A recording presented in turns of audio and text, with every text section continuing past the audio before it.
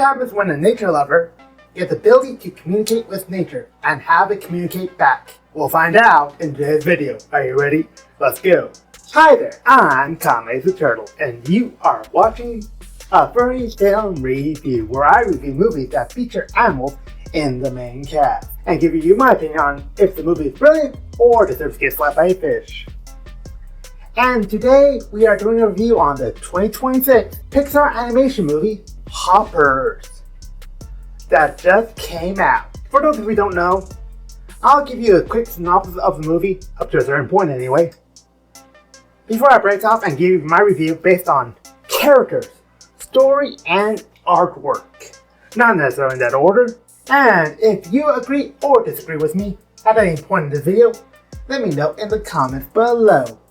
I would love to hear your opinions on this. We start the movie off by being introduced to a young human girl named Mable Tanaka, who quickly comes in introducing herself to the class turtle before attempting to take it and several other class pets to the wild, where she's quickly stopped by the teachers, but not before she has a little poof moment, which we see throughout the movie, and she bites one of the teachers. Her mother, furious with her daughter, takes her to see her grandmother. Mabel's grandmother takes her to a street glade where there's a pond with beavers in it, and she tries to teach Mabel to calm down and pay attention to nature and realize that it's hard to be angry when there's just one small part of something bigger being nature.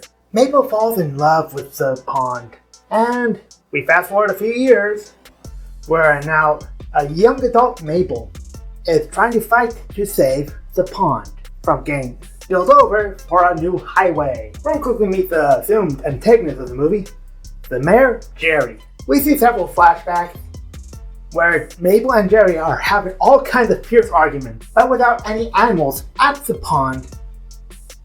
The mayor has every legal right to build over it, so Mabel gets in her head to approach her university's professor and ask for help in finding some species to bring back to the pond. And the professor revealed that without a beaver, which is a keystone species, then the pond won't really get much animal life.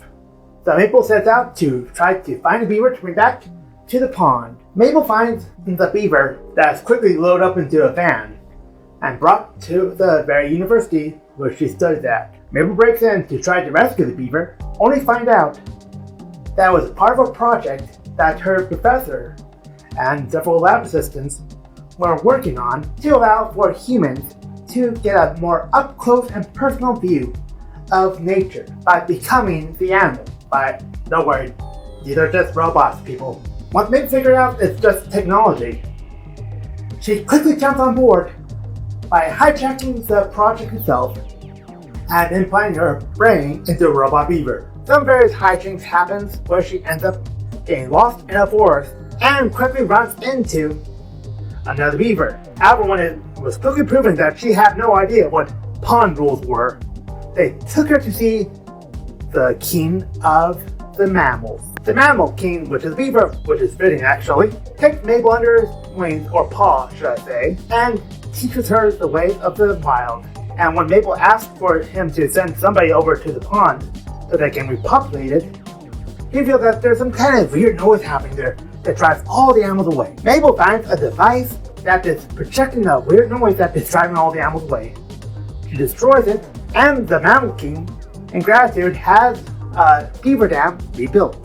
Mayor Jerry find out that beavers are moving back into it, even though he drove all of them away, did not like that, because that throws off his plans for the superhighway, and he does something that he will come to regret.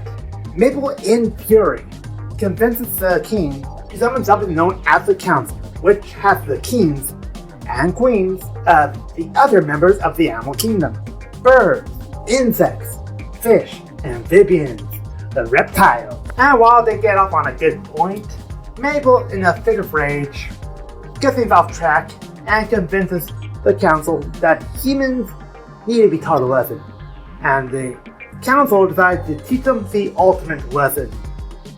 Specifically Jerry. How can Mabel and her newfound friends stop Jerry from getting squished and correct everything Can she save her pond? What's the true story behind this? You have to watch the movie to find out. Now for my review bit. Let's start with artwork. This was a CGI animated movie with gorgeous detailing on the backgrounds, characters, fur of all the animals, and so much more. Everything felt lived in and wasn't stationary. Nothing felt out of place or wonky animation-wise. Overall, if I think the artwork was brilliant or does it get slapped by a fish, I would say the artwork is brilliant. Let's move into characters. We got three primary characters that I mentioned earlier. Mable, our main character, the Mayor Jerry, and the Mammal King George, as well as several side characters that are fairly fleshed out.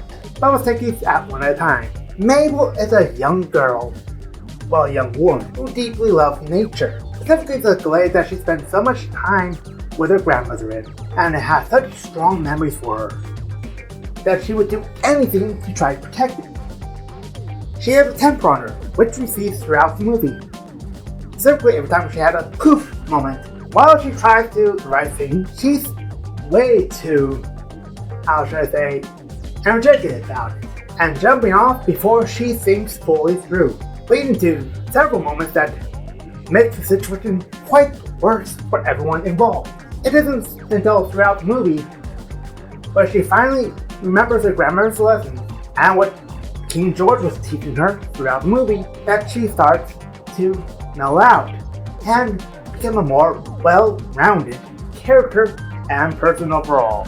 Mayor Jerry is, well, entitled, very self-interesting, wanting to make sure everything goes for his way, but by the end of the movie, we see that he does, in fact, deeply care about the people of his town, including Mable, even though he and she have constant arguments. It's through Mable's actions and words that he figures out there's more ways to go about it, and he has a proper change of heart by the end of the movie, and actually works with Mable.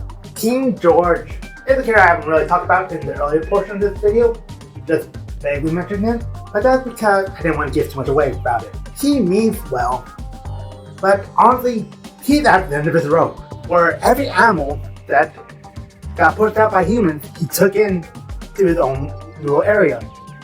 But that quickly got overcrowded way too quickly, and he's just trying to do his best. When Mable shows up, not knowing pond rules, he takes her deeply under his paws and teaches the ways of both ponds on how to properly be a beaver. This led him to take on a mentor or even a father-like figure role for her.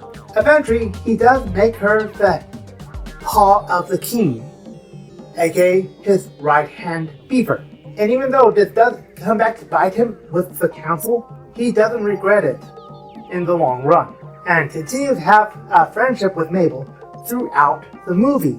Professor Sam, the professor that invented the technology of hoppers, is much like Mable in wanting to know more about nature and how to properly protect it. She's flighty, a little eccentric, and with her assistance, she's a dynamite character that makes it interesting. Overall, if I think the characters of Hoppers was brilliant, or does it get slapped by a fish, I'm going with brilliant. And now we enter story. If you cannot tell, throughout this whole video, the story of Hoppers is about environmentalism, but also it's about how we need to work together more and not just go in a righteous rage without actually doing anything constructive about it. For example, young Mable wanting to take the class pets back to the wild. Was her heart in the right place? Yes. Would other animals have actually survived long term? Who knows? That's an example of having the heart in the right place, but not fully thinking things through, and actively might making things worse. Overall, only by working through our differences can we come together to help everyone in improving nature. That's my takeaway anyway. It was also about personal growth, because throughout the movie, Mable was self-centered, wanting things to be done right away, so that she can save her pond. While her heart was in the right place, she wasn't voicing anything through, and it was only by King George directing her and helping her become a better beaver that she became a better person overall, following his pond rules. Overall, I think the story element was brilliant. And if you cannot tell, overall, I think the movie itself was brilliant, or does it get thought by a fish? I thought it was brilliant. If you agree or disagree with me, let me know in the comments below.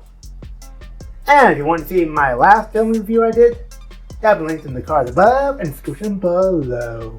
And if you want to see more of my content in general, make sure you subscribe to the channel if you haven't already. Hit the bell for notification when my next video airs. Leave a like, maybe a comment, share with friends, family, other furry friends you might know. I hope to see you all next time. Johnny.